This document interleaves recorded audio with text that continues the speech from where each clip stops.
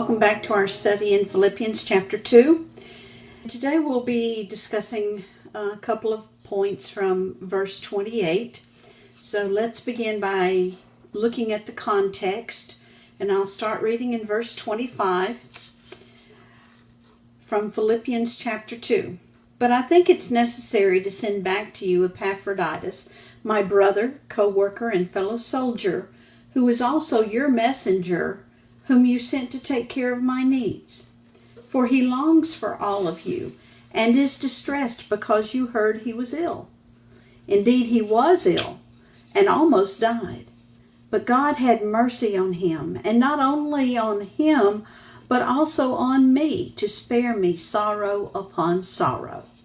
And now verse 28, Therefore, I am all the more eager to send him, so that when you see him again, you may be glad, and I may have less anxiety. So here in this verse, Paul is beginning to conclude his comments about his sending Epaphroditus back to the Philippians. He says that because there has been this tension, this anxiety, this concern about Epaphroditus. Epaphroditus had been sick, very sick, and almost died. And the Philippians had gotten word of this and were very concerned. And so Paul was eagerly sending Epaphroditus home to the Philippians so that they would not be as concerned about him, so that they would see for themselves that he was well, that he was okay. So Paul says, I'm very eager to send him so that you may rejoice when you see him again. Now, this was going to be an inconvenience for Paul. Paul had really needed Epaphroditus' help.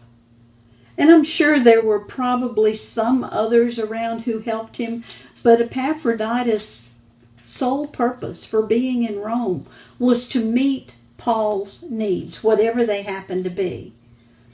And so when Epaphroditus became ill and then needed to go home, Paul didn't have the help that he had previously when Epaphroditus was well. But that wasn't what mattered at this point. Paul didn't have any concern for himself. He was concerned about Epaphroditus, and he was concerned about the Philippians. And both parties were concerned, were distressed over the situation with the other. And so Paul wanted to ease everybody's minds. He wanted Epaphroditus to no longer be worried about the Philippians, and the Philippians no longer to be worried about Epaphroditus.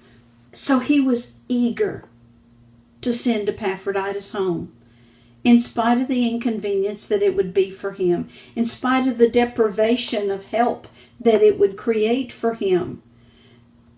His concern was bringing happiness to the others, so that you may rejoice. I'm eager to do this so that you will be happy. How eager are we to do things to make others happy? Do we look out for the happiness of others? Or are we more concerned about our own happiness, our own wants, our own needs, our own happiness? I need to do this because that's what will make me happy. I want to go there because that's what will make me happy. But what about the people around us? What about our families, our spouses, our children, our parents? What's going to make them happy? We are supposed to put others' needs ahead of our own, others' wants ahead of our own. Not necessarily their wants ahead of our needs, but their wants ahead of our wants. We should consider others as more important than ourselves. That is having the mind of Christ. Looking out for the happiness of others. And what's the best way to make others happy? By bringing them to the Lord. By helping them to develop a relationship with the Lord. by being a part of their lives and sharing with them our relationship with the Lord. Not keeping God to myself, but sharing God with others. And as we look toward the needs of the others and look toward their wants and toward their happiness, the happiness will come back to us. We will end up being happy in experiencing their joy. Paul said that there were two parts to this. Number one, yes, he was eager to send Epaphroditus so that everybody would be happy. But the other side of that was also that it would make him less anxious. Because he was caught in the middle. He was concerned about his servant. He was concerned about the church. And so he was caught in the middle, and that created some tension. Anxiety is the conflict between what we want or need and the way things really are.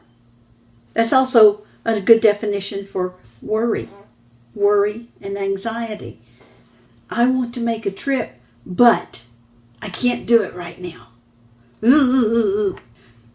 There's some frustration, anxiety, discontent, the conflict between what I want and the way things are.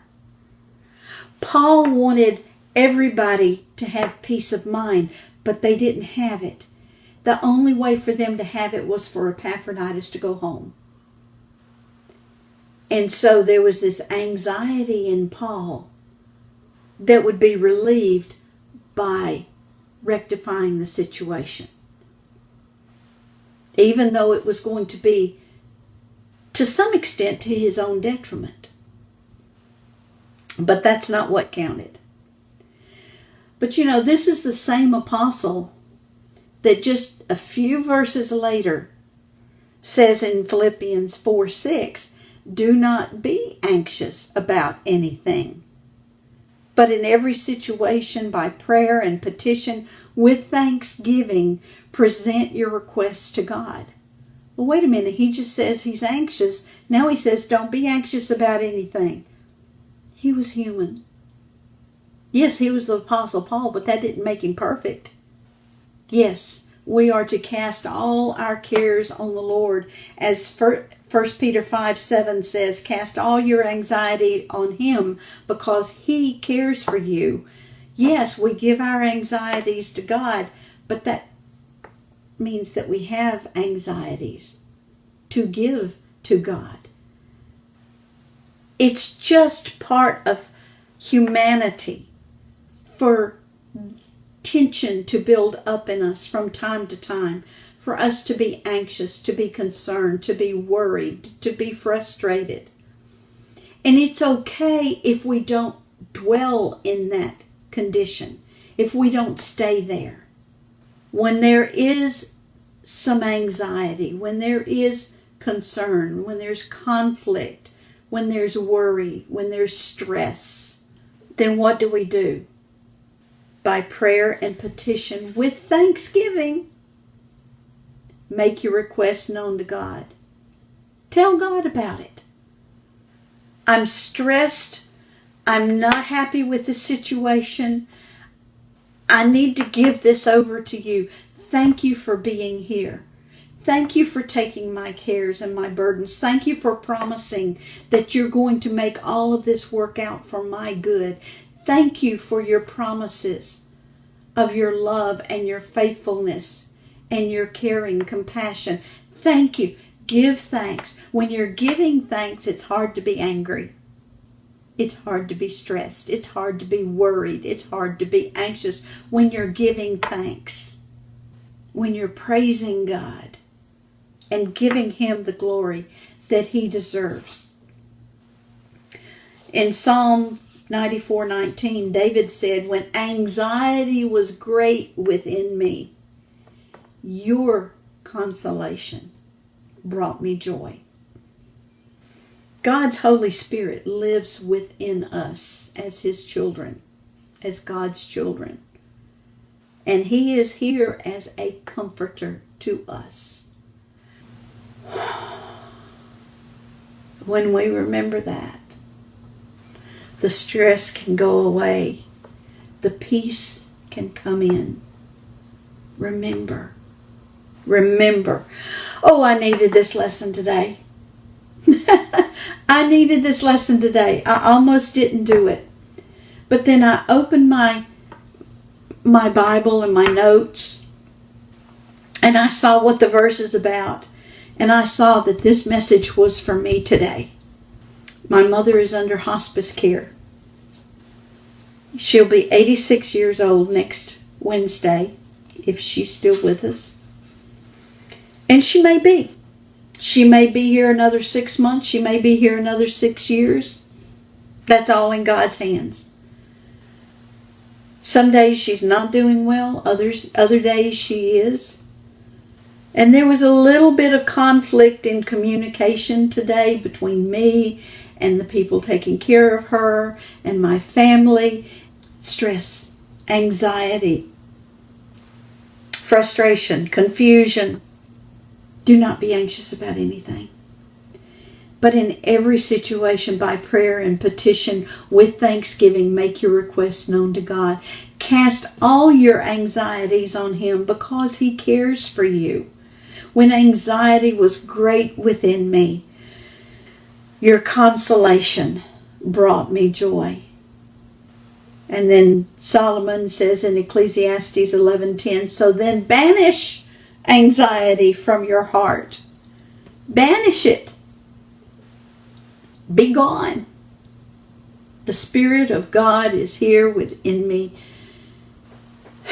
giving me comfort and peace and joy in the middle of all the turmoil and the sorrow and the confusion and the weight of the responsibilities. Whatever yours may be, whatever mine may be anxious for nothing. And when you feel that stress, the anxiety, the frustration, the confusion, go to God. Talk to Him. Dump it on Him.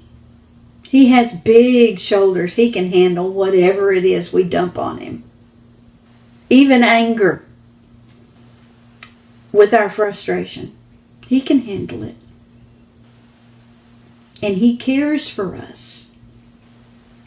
And He understands, because Jesus is right there beside Him, saying, Father, I know what they're going through, because I've been there too. So today, let's look for ways to make others happy. And whatever there is that may bring confusion or stress or frustration or anxiety, let's give it all to Him. Give it all to Him. He doesn't want us to carry it. He wants to give us His peace and His joy and His comfort. So let's keep Him present with us throughout the day. Not just in morning prayers and prayers over meals and evening prayers, but all through the day. Remember. Let's remember that He's with us and He's ready to bear our burdens if we just give them to Him. And as we take our focus off of ourselves and our own anxieties and our own problems, and turn and look toward meeting the needs of those around us, we will find that our problems and stresses and anxieties will melt away in the joy of the Lord and of serving others. May God give you joy and happiness and peace and comfort throughout your day today.